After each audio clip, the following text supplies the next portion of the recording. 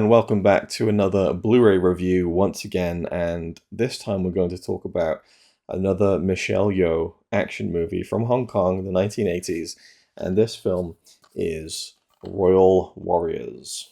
And I'm going to have to be careful with this one because if I try and say the title of this film quickly, my mouth just can't handle the words. Michelle Yeoh and Royal Warriors. Royal Warriors. The word royal doesn't really roll off my tongue very well. Anyway, this is a direct follow-up, both in my reviews and also, when they made these films, to the 1985 film, Yes, Madam. So this is a film by Corey Yoon, which is the first starring role of Michelle Yeoh. Covered it in my, in one of the previous Blu-ray reviews, and it was a success. And so they rolled right into production with a sequel of sorts, starring Michelle Yeoh once again. And this was going to be a film that, essentially started a franchise out of this series in a weird way.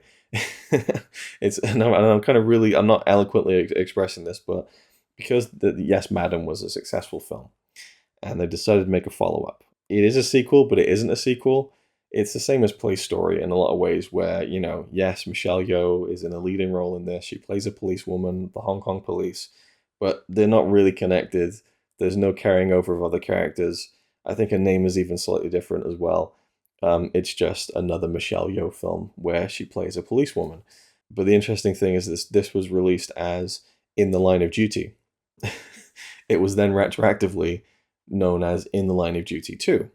Then it was also known as Yes, Madam 2. Then it was also known as Police Assassins. There's many different titles for this film, but Royal Warriors, I believe, is a more faithful kind of translation of the original title, because our kind of two lead characters are perceived to be working for kind of a monarchy in a sense. Hong Kong at the time still under British rule, I believe, and technically, under Queen Elizabeth II, and then there's a Japanese character in the film, which is, there's a royal family there, so they're the royal warriors of this story. There's a convoluted history with what this film is, where it sits in this kind of series, because of course next month, Eureka, who released this Blu-ray, are releasing In the Line of Duty 3 and 4, and so they're releasing them sequentially. So I more like the idea of just counting Yes, Madam as the first In the Line of Duty film, and this one is the second as they released it. But technically this is In the Line of Duty 1, and then the film that was made a year beforehand is the sequel, which makes no sense whatsoever. It doesn't matter. Anyway, now that's kind of cleared up, and by cleared up I mean not cleared up at all. It's been mentioned, we can move on. Let's talk about the film Royal Warriors from 1986, directed by David Chung, starring Michelle Yeoh, but also Michael Wong and Hiroyuki Sanada.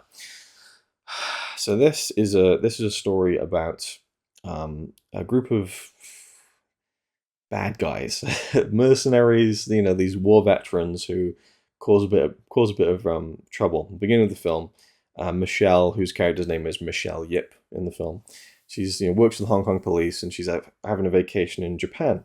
And there's actually a sequence set in Japan at the opening credits of the film, and there's this big kind of street festival thing going on, and she's having a great time. And then we kind of kick things off with a little fight sequence. She chases down some bad guys and kind of shows off, kind of very exuberantly, her stuff. And it's a great kind of reintroduction to her character in a way, even though again it's kind of a different character. And then she gets the plane from Japan back to Hong Kong, and this is where everything kicks off. There was a prisoner being transported on the flight. And this whole sequence on the plane, for me, is really this film announcing itself as like a classic. Like the whole sequence on the plane, from the way it's filmed, the way that it's edited, the way that the tension is built up, the suspense. Then when fights start breaking out in different parts of this plane, and there's multiple levels, so there's characters going upstairs, there's characters going into different parts of the plane, Michelle's getting involved, there's this air marshal there, played by Michael Wong, and then there's the Japanese character, Hiroyuki Sanada, who's this Japanese cop who's trying to move away from that life, and he gets involved, and there's just all this stuff going on. There's guns, there's hand-to-hand combat. She brings out a fire extinguisher at one point, and then it ends so dramatically. And I just think it's like everything you want in an action movie. It's so well done and built, and it takes its time, and it just has that lingering feeling of like something bad's about to happen. I just thought it was brilliant. The only thing I would say is that there isn't really a sound effect that makes it feel like the plane is in the air, because I still thought it was grounded, like they're all getting onto the plane and then it kicks off. But very clearly, as the scene progresses, they are in the air when this is all happening. Anyways, the main thrust of the film is that there's a couple of prisoners there. Or I think it's just one prisoner who's being transported, and he's one of the main group of bad guys. And you don't really need to know too much more about the plot than that, other than this Japanese cop, and then Michael Wong's character, who is like he's kind of an annoyance in the film, and he kind of just follows Michelle around. In On one hand, it's kind of like a puppy dog kind of way, where she kind of finds it funny how much he's kind of stalking her, to be straight. But yeah, up to a point, she gets really mad at him because he's just messing everything up, and he won't leave her alone. And I just think that this character in a different movie would be portrayed completely differently. It makes you think of, like, randomly, Sleepless in Seattle, where it's like if Meg Ryan was a man and Tom Hanks was a woman, that would be a straight up stalker movie. It would be viewed completely differently. But in this film, it is a guy who's kind of stalking the woman, but it's played off playfully, I suppose. He's more of an annoyance than a genuine kind of threat of any kind, really. And his character is kind of this dopey kind of, wants to do the right thing and everything. And so there's these three characters, but it's mainly Michelle and Sanada's character, who they get drawn into this revenge plot. Really, they both have a reason to go after these bad guys, and so for me, because it's hard not to compare the film with Yes, Madam. This one has so much more of a propulsive plot, and it has a narrative you can really get behind, because again, revenge story. That's when it's so easy to get behind a revenge story. It's a kind of feeling and an impulse I think a lot of us understand. And if we felt like we want to get revenge on something for something, no matter how small or big that thing is, I think we can at least imagine and put ourselves in the shoes of someone who's gone through something really traumatic and wanting that, that deepest of revenge, which is going after them and killing them. And then there's conflict because, that's not the way you're supposed to do it as a police officer. So I just thought it was so much more engaging than Yes, Madam. I would say, comparing the two, Yes, Madam has the better fighting scenes, because that 10-minute final fight in Yes, Madam is one of the best I've ever seen in a movie. But Royal Warriors has such a variety of action scenes, along with a plot that I was so much more engaged in, and Michelle Yeoh had a lot more to work with, and she is much more of a central character to this film than she is in Yes, Madam, where I kind of feel like her and Cynthia Rothrock took a backseat to the comedic antics of Choi Hark and Mang Hoi and John Sham. So, look at me, I'm rolling off all of these names of people who I didn't even know, 6 weeks ago. So yeah, she really is the main character of this. And Sanada as well. And they brought Hiroyuki Sanada in because D&B Films, who produced this and the previous film Yes, Madam, they were trying to break into the international market and getting a Japanese star, and he was a big name at the time, kind of a heartthrob in Japan. They wanted to kind of capitalize on that and kind of bring in an international audience from Japan. Whereas Michael Wong, he came in and was more in the beginning of his career, and he didn't even speak Cantonese, so a lot of the film he's actually just speaking English, which would be kind of the same shoes that maybe Cynthia Rothrock was in Yes, Madam, and many other people who come in. It's really interesting how in this movie you have the three main characters. None of them really speak Cantonese, and I know that Michelle Yeoh could speak some, but she comes from Malaysia. I believe her language is Mandarin. Not entirely sure if that's true, but either way, Cantonese was not her first language by any stretch. Michael Wong, again, I think had an American background. Hiroyuki Sanada, Japanese. So because it's all dubbed in post anyway, it doesn't really matter. But that was kind of an interesting thing to think about, that all three of these main characters, they're not really speaking their first language. Anyway, so I just was so drawn into this. There's that plane sequence at the beginning. There's these hand-to-hand combat. There's the whole shootout at this club. It just has a little bit of everything, and I feel like the best action films, they have a story that you can get wrapped up in with, a star or two who have a lot of screen presence and charisma and can really go, and they can do a lot of the stunts on screen. You can tell that they're doing it.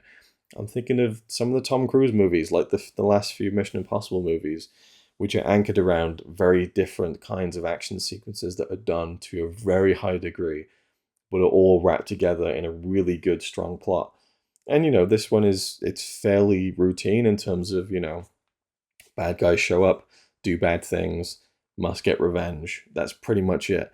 But, sometimes simplicity is all you need. And I just think that the dressing around it, calling the action sequences dressing really is doing them a disservice. I shouldn't have said that, but the way this film is colored in with these action set pieces, there's a big car chase which is just bedlam. They talk about in the extras how, like, a lot of this stuff was kind of without permits, or without really proper health and safety, and so you're seeing some pretty gnarly stuff in these action sequences. So there's a car chase. There's this tense sequence on a plane, which is really built more around suspense and kind of tension than pure all and out kind of combat and kind of just gunfire everywhere. It really kind of builds up to every moment.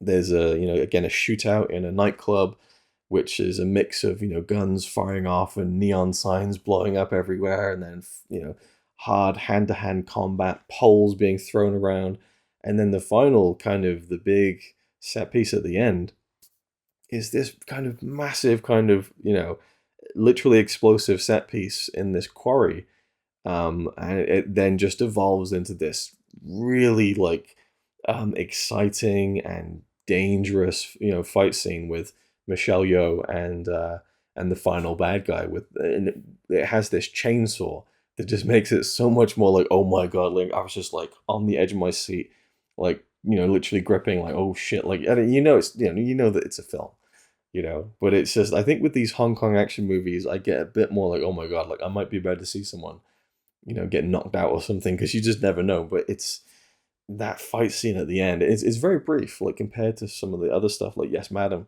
where the final fight scene goes on for like 10 minutes, but it's more impactful sometimes to just have a short burst of really well done choreography. But it's a brutal fight at the end there, and Michelle does so well with that stuff.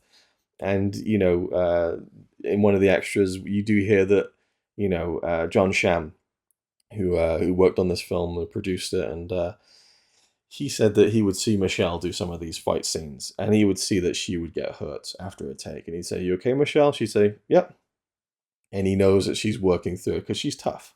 So she I think she's wearing padding, but even there was just some things that were just really battering her. And you begin to see very, very quickly why she moved away from doing action films not long after this. I mean, this was a really interesting kickstart to her career, because she'd done a minor role a few years previously in a film, and then she did a cameo in a Jackie Chan film. But then Yes Madam was her first big substantial role, lots of action.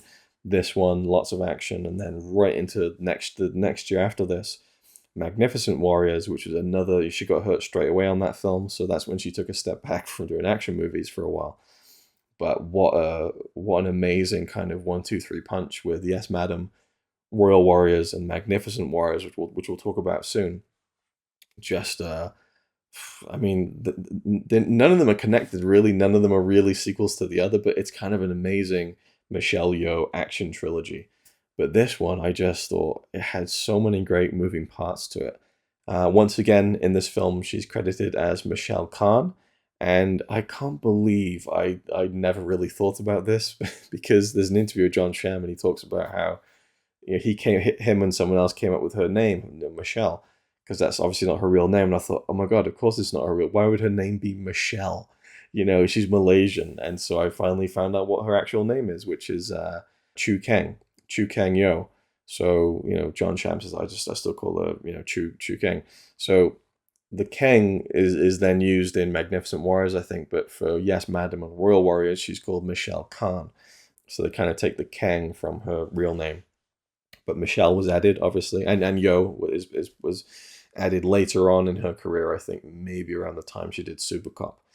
The main villain, in a sense, is played by Bai Ying, who I believe was a Hong Kong actor who went to Taiwan and did a lot of movies in Taiwan.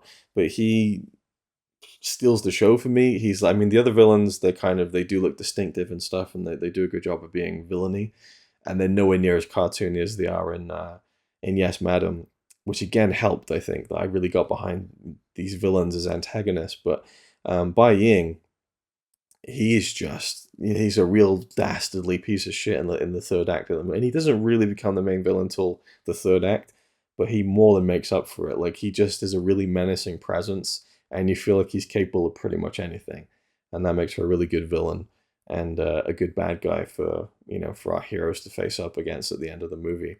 So the director of this film, David Chung, was actually more prolific as a cinematographer, which makes sense to me because I think that this film looks great. It's just shot so well.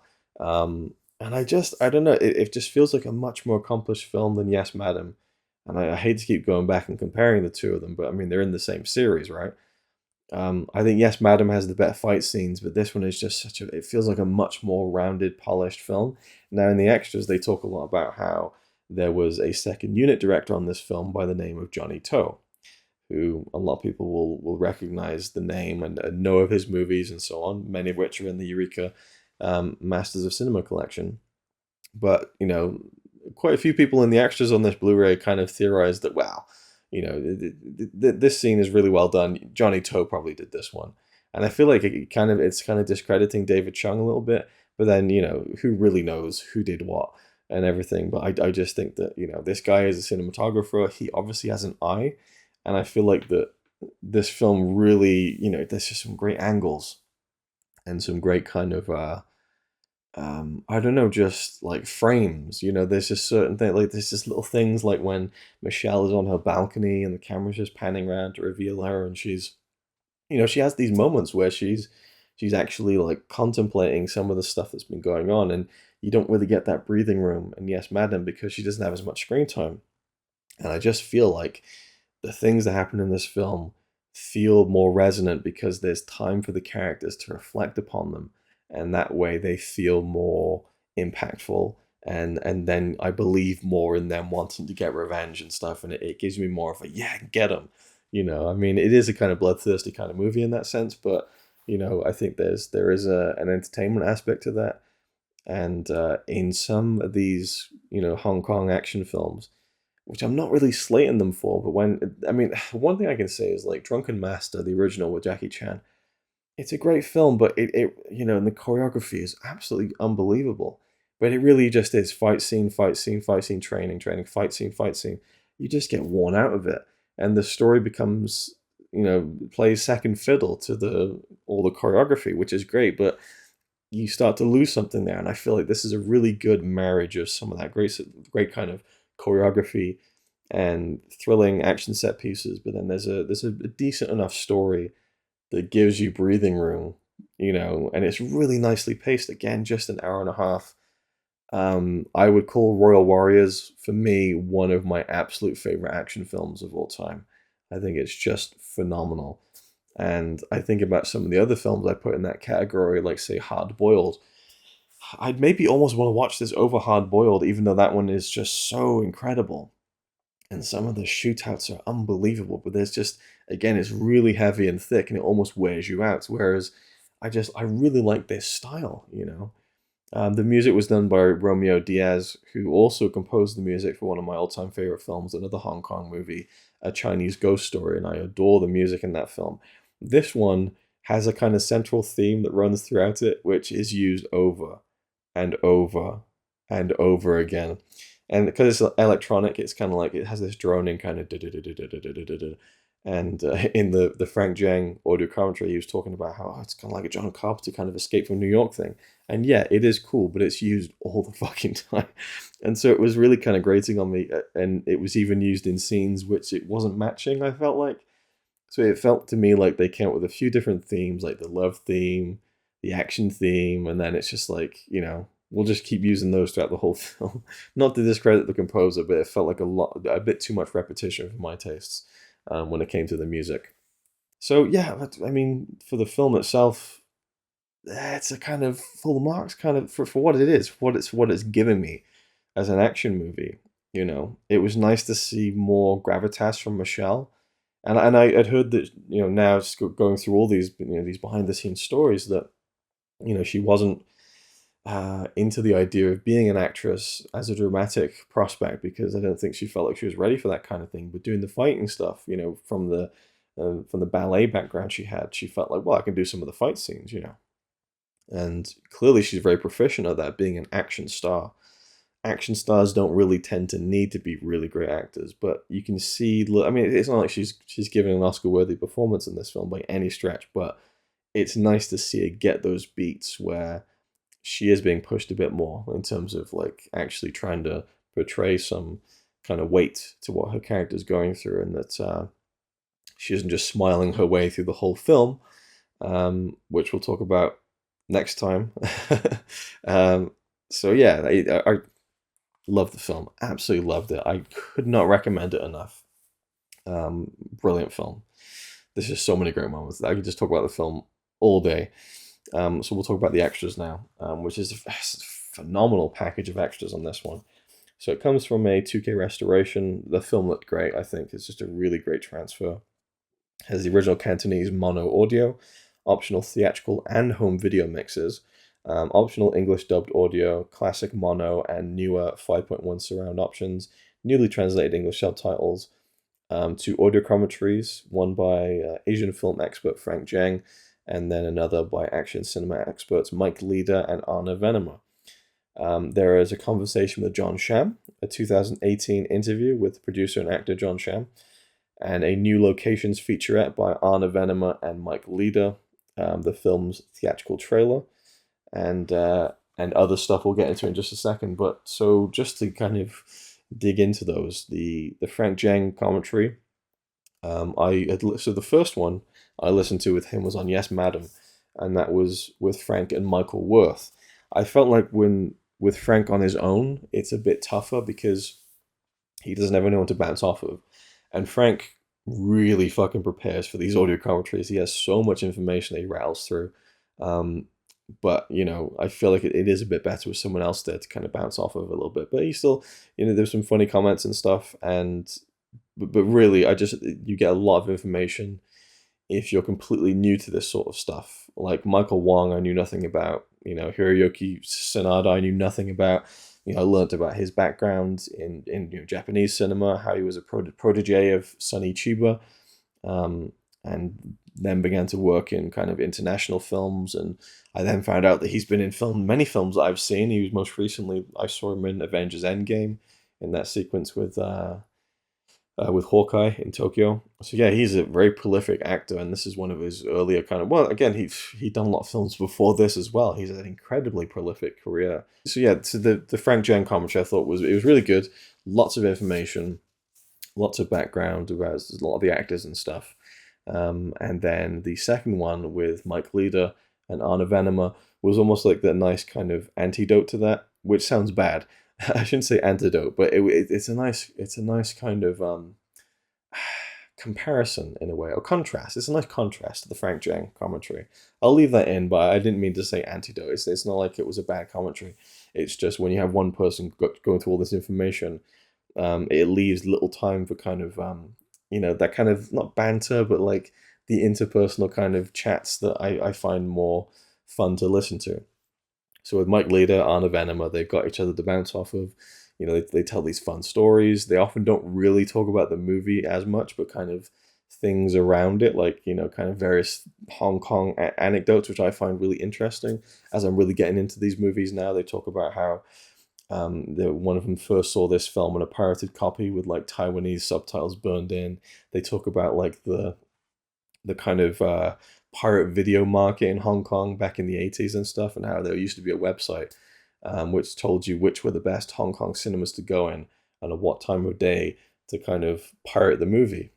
and and then there was a whole ring of like pirated films going out, and they traced it back to Wong Jing. So like who like has a production company, and so he thought like, well, if people are going to pirate my movies, I may as well do it myself and make money off of it, which is just an amazing story. So whether it might be apocryphal, I don't know, but it's a fun story either way. So there's a lot of really good little stories in there which aren't entirely related to the movie itself per se, but I found really interesting. And they comment on like there's a sequence where Michael Wong walks past a video shop and you can see like posters for like 80s movies, which is fun to spot and everything. And yeah, I really enjoyed both commentaries. They gave a lot of context for a lot of things. And yeah, it's hard to really review a commentary very succinctly because you're talking about, in this case, 3 hours worth of information. Both of them talk about the Jumbo restaurant, which is used in the movie, and that's an interesting story about how that restaurant became. It was like a big attraction in Hong Kong, and then COVID kind of shut it down. And then there's kind of a mystery about what happened to that restaurant, this floating restaurant, which I'll leave for you to discover for yourself if if anyone is so inclined. So the two commentaries I thought were great. The interview with John Sham, I've heard his name pronounced as John Shum, but he introduced himself in that interview as, "Hi, I'm John Sham," and his English is very good.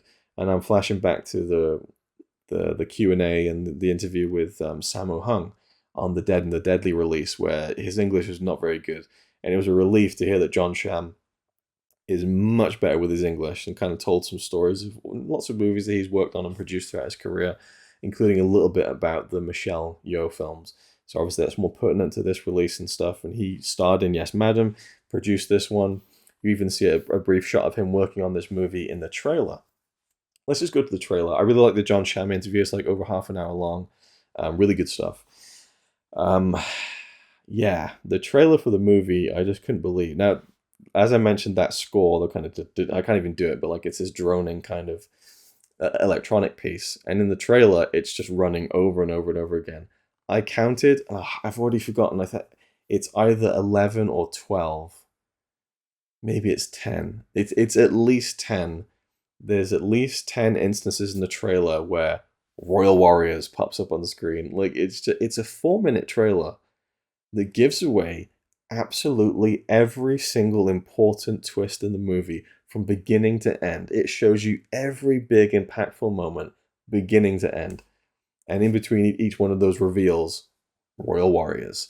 And then the score just going da da da da da da da. I was watching it just pissing myself laughing. I said to Connie, like, they've just shown the entire, like, all the twists, all the, it's just and now that I've even mentioned that, there's two things I wanted to mention about the movie. The first one is the inciting incident that kind of makes this a revenge movie was so shocking to me. Like my jaw dropped, and I was like, I couldn't believe it. I was so shocked, and it really like it fucked me up. I just couldn't. I no, like oh my god, like it really drew me into this fucking film. So it was with great annoyance that I read in the booklet. We'll get to it in just a second. In the essay in the booklet, and I've written down the quote here so I can get it word perfect. Anyone who is in any way surprised at that sequence in the film, that twist, ought to watch more movies. Now, I'm sorry, but I've watched a few thousand movies in my life, and that's like documented. I didn't see it coming. Maybe because I was just watching the movie and not trying to analyze where things were going. So, is it such a bad thing for someone to just watch a film and let it happen? Like if I was sat there thinking about, right, let's really put my thinking cap on here. Where's this scene going? How is this going to advance the plot? Yeah, I probably would have seen it coming just a few, just before it happened. I was just kind of enjoying the vibes of the movie. And then, maybe like a few seconds before it happened, I could see where it was going. But very condescending quote in that booklet where I was just like, "Fuck you." You know, I watch enough movies. You know, anyone who is in any way surprised ought to watch more movies. It's like, well, you know, isn't it better that you get dragged along for these moments and you get that? Because again, it's not very often I actually go, you know, I was literally like, you know, I felt it in my chest a little bit, which I thought was great. And at the end of the film, which is this big action set piece, and you know, Michelle is just a badass. But there's a bit where she jumps out of this car and it explodes, and you can see she's fucking inches away from that explosion. Like you just would never see that in a movie now, with your lead star almost getting like engulfed in this literal, you know, this explosion of fire, and it just was, you know, I couldn't believe that. That was a different kind of jaw drop. I just couldn't believe that Michelle had almost died making that shot. I'm sure even if she'd been hit by the flame, you know, she would have been really hurt, but she wouldn't have died. But it just looked so sketchy, like really hairy when she just, again, just watch it in like slow motion, in juddery slow motion, the best I can manage. Like she's very close to that. That's health and safety. What? Where? Doesn't exist. The next extra I want to talk about is, well, I guess I've talked about everything now except for the locations. I'm glad that they included the theatrical trailer and they show behind a few bits of behind. It's a really weird trailer because the first like 30 seconds shows you them filming in Japan from the opening sequence with Michelle, and you see like behind the scenes, and then it just shows you every important, you know, twist of the movie. And one other thing I wanted to kind of name check. There's lots of little things that I'll probably forget. But with Michelle again, well, not really. It's not to do with her, but I've been hearing as I go through these movies that, you know, these fight sequences are rough, and they're rough and ready, and they're explosive, and they're, you know, they're hitting each other. There's contact in these fights and stuff, but they wear pads. You know, they try at least to kind of soften and cushion some of these blows, and some of the flooring is padded too, and you just wouldn't notice it. But there's this moment in the fight scene in Japan at the very beginning of the film where Michelle kicks this guy and he flies back onto the concrete, and you can just very clearly see that it's like a grey playmat. It looks like a kid's thing. Like it's just it's so very clearly not concrete. And it just really cracked me up. It's not criticism in the slightest. I just thought, really, it's there's no texture to it. Like it's just a flat mat with like a vaguely gray thing on it. And then again, Michelle gets knocked over, and you can briefly see her lying down on the floor on this little gray pad, which is fooling no one. I just thought it was really funny. And I wonder if you'd even notice that on like the bootleg DVD when it first came out in the 80s or whatever. But you know, on Blu-ray, you see all that stuff in fine detail. So yeah, so the theatrical trailer, and so there's a locations featurette, which covers locations from both Yes Madam and Royal Warriors by mainly by Arna Venema, and Mike Leader makes a few appearances as well, and they kind of recreate the shots from both movies and show you, you know what those locations look like now in Hong Kong, including buildings that have been knocked down, and they go into like all the detective stuff of how they figured out that must be where that building was in the movie in the 80s. I will say my only criticism of this feature is it's so well put together, it's so well done, but the editing of it is a little bit too rapid in some cases, where you get like the comparisons of both of the location as it is now and then in the movie, and then there's like a little graphic about, you know, what the street is and stuff, and it's so quick you don't get a chance to register it as much.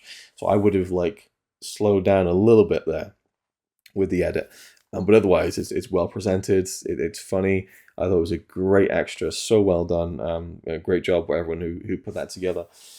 And of course, we have, you know, a booklet as you would expect with these releases, and reversible artwork. So if we open this thing up, that's kind of the. I'm guessing this was like an original poster, and it's so cheesy. You get the three leads there, got Michael, Hiroyuki, and Michelle. But I like it. It's kind of fun, funky, you know. And then you get the booklet on the inside, which has an essay from, we'll find out what this guy's name is now. He did the previous one for Yes Madam, James Oliver, on their Majesty's Secret Service, reclaiming the streets in Royal Warriors. To kind of at least counter my annoyance at one of his comments on there was a really nice quote that he said, where he's talking about, you know, maybe the mark of like defining a golden age of a certain genre, in this case like the Hong Kong action film, or girls with guns, even to be more specific, maybe the better indications of kind of a high point in a certain circle or cycle of films, I should say, aren't the ones that are the big classics, but the ones on the outskirts, like a film like this perhaps, which isn't kind of the go-to film everyone talks about when it comes to Hong Kong action cinema, which I would say would be stuff like Jackie Chan stuff like Police Story, or Sammo Hung's movies perhaps. Maybe even go into like some Jet Li stuff, Once Upon a Time in China, or if you go to like the heroic bloodshed movies with Hard Boiled, maybe. Royal Warriors is a film I'd never heard of, which I find weird because I think it's such a great action movie. But I like where he's going with this. But there's a nice phrase that he said that seeing how good so many of the things in this film are is an indicator of the rude health of the industry at the time in Hong Kong. I just thought it was a really nice phrase, the rude health of the industry at the time. So yeah, we get some promotional stills from the movie in there, along with his essay, which I really enjoyed. And then of course we get some nice alternate posters there. So you can even see the different titles in some of these, I think. Police Assassins, In the Line of Duty. So yeah, it's always interesting when a film has many different titles. But I think that's pretty much it now. So that's, I feel like I need to make an hour-long review of this and just show you all the footage possible. That's one thing I think I overdid with my Yes Madam review, because I showed off way too much footage, and I kind of want to withhold some of that stuff. So I've purposely not shown as much, because I really want people to just watch this film and just be wowed by it, because there's so many great moments and it's just such a fun movie. For me, I love both of these, Yes Madam and Royal Warriors. I'm really excited to see In the Line of Duty 3 and 4 coming out in March from Eureka.